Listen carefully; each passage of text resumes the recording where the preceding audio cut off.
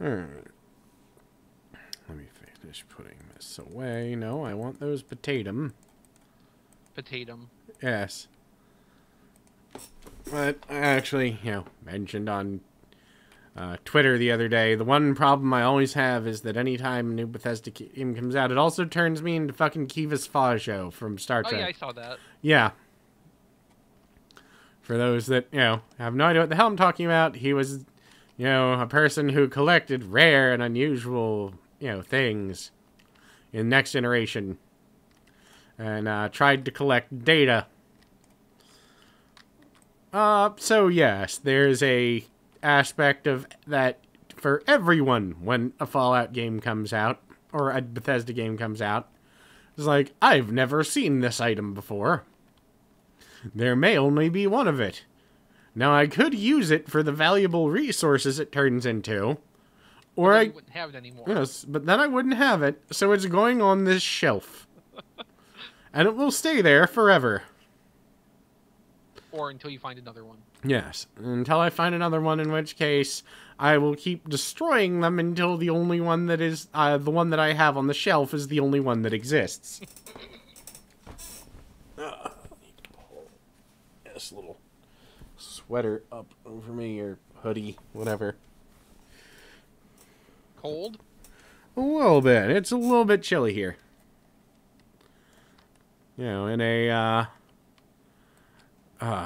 it's now the nice time of year where me having a ridiculously high body temperature, means that, when laying in bed, Angel isn't going, get away from me, you're too hot. Right. It's now the time of year she is trying to crawl inside of my skin. But, it's 3 months of the year, and the rest of the time, that's it. So, like, yeah, I better enjoy this while I can. Because it ain't gonna last long. Because I actually tried over the course of, 3 weeks taking my body temperature to see what it was. Because apparently some people just run hotter than other people. And it was 99.5 most of the time. And I'm told that, 98.6 is the average. Yeah, my temperature tends toward the low side of 97. Yeah. So But counterintuitively, I feel very comfortable when it's very cold outside. I'm usually very comfortable in the cold, but that's just because... Yes, but you're warmer. Yeah. I usually feel as though it is, always too hot. So, when the winter comes around, I am so happy. My friends were over and we had a fan in the damn window while playing D&D yesterday. I used to, in the winter, sleep with my window open. Mm-hmm. Even when it was in, the 30s outside, we had to wad stuff in the gap under my door so I didn't freeze the rest of the house. Well, that would be comfortable for me. I mean, Angel goes up to bed, turns the space heater on, and bundles up, under... I sleep Well, she's from Florida. Yeah. I sleep under 2... You have to excuse her for being fragile. Yeah, I sleep under 2 comforters to adjust the temperature to about what I find to be comfortable. And it's usually still extremely on the cold side because I turn off all heaters. And it's like, nope, I am toasty under these blankets, but my face is freezing. And this is ideal. That's funny, I have a friend who recently moved to Florida because it being Florida and Florida being Florida, has one of the best drug rehab programs in the goddamn country. Oh. Because, they have a lot of heroin addicts. And basically, it's a sad story. His older brother basically started getting him addicted to heroin when he was 11. Oh. And he's been fighting with it for the past, 21 years. So he apparently went there and they're like, yeah, no, it's cool. We can help you. And he's been off of it for a couple of years now. And he's like, I feel better than I have ever felt. And you are the only friend who talks to me still because, you know, everyone went, oh, you're a heroin addict. I'm not going to talk to you anymore. I was like, well, yeah, I pretty much knew that you weren't going to steal anything from me because I have nothing worth stealing, so...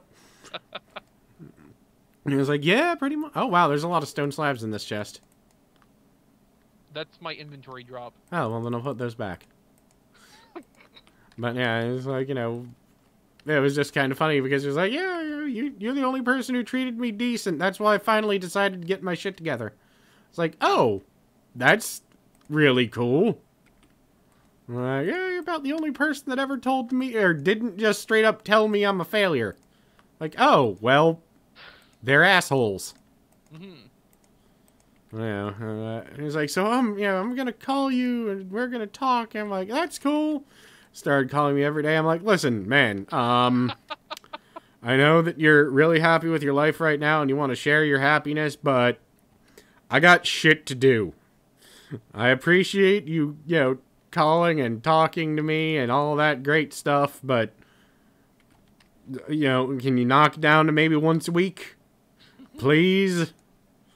I mean, power to you and your, recovery and all that, but I'm trying to play a damn video game. So I was like, I need to get a hobby. So I started recommending all of the hobbies I know that take the just chunk of your personal time away. Like, what hobby do you think I should take up? Blacksmithing. Like, they're actually offering a class on blacksmithing down at local college. Are you sure I'd be good at that? Totally. Go for it, man. You will love every moment of it. Well, I really am actually very happy for him. Oh, sure. But it's just, especially because aside from that, he actually, in the years he has cleaned up, got married and has a couple of kids now. Oh. So, he's like, my life is going very well. I'm like... If you can call having kids going well. I couldn't, but a lot of people would. I mean, I don't dislike other people's children. I just don't want any. Not even remotely. I'm fine with other people's children as long as I can leave. Yeah, I mean, that's why I choose to. My life goal is to be the cool uncle. Angel and I discussed one day we might end up adopting strictly for the purpose of having someone who can tend to us when we are older. And basically it would be like adopting cheap labor.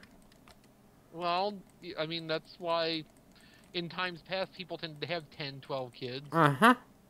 Because who knows if they were all going to survive anyway. Well, that too. The same logic behind large litters of puppies. Yep. Of course, now we keep them all alive ourselves, and now there's, I mean, most of them just survive anyway. Yeah. Since the animals tend to be healthier than they would otherwise. Yeah, and even wild animals tend to be healthier than they would have been even 100 years ago. Or, like a wild dog or, I don't know, a stray dog, I guess. I don't really mean, like, feral eat-your-face puppy. I did find that funny, though. The difference between domesticated dogs and cats. Apparently, if you take a cat and fling it out into the wild and leave it there for a couple, I think it is like a week, it is almost impossible to ever domesticate again. If you take a dog and, that, was once domesticated and release it into the wild, 3 days. It takes about 3 days for it to become domesticated again. And it's just like, you're my best friend ever, because that's what we raised dogs to do. Cats, we domesticated to be largely independent to take care of vermin for us. Dogs, we domesticated as companions. So, you know, the dog, it is almost impossible to actually break a dog's domestication because it's a genetic trait. Mhm. After a while, domestication is actually something biological that happens, not just we trained it to be friendly. So, with with cats, it's really just a matter of them being acclimated to people. Yeah. Dogs will grow acclimated super quickly. Cats will just stop giving a shit. Well, they're cats. I mean. Yeah, they never gave that much of a shit anyway.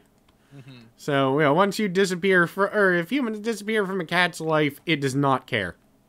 It's like, alright, this is my life now. I will just murder and eat everything. I mean, to be fair, that's what it wanted to do anyway. Yeah, I mean, it's a cat. It's its life goal. Mhm. But Murder all the everything. like when they attached cameras to cats and proved that cats murder on average, like if exposed to an infinite amount of animals to kill, cats will murder pretty much everything they come across, even if they are not using it as a food source. Yeah. So, let me... Yes, cats are just adorable little murderers. Alright,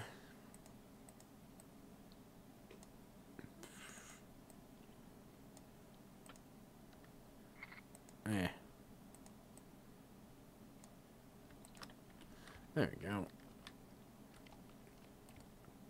No, but, there's so many goddamn random, wild, feral cats in the neighborhood now.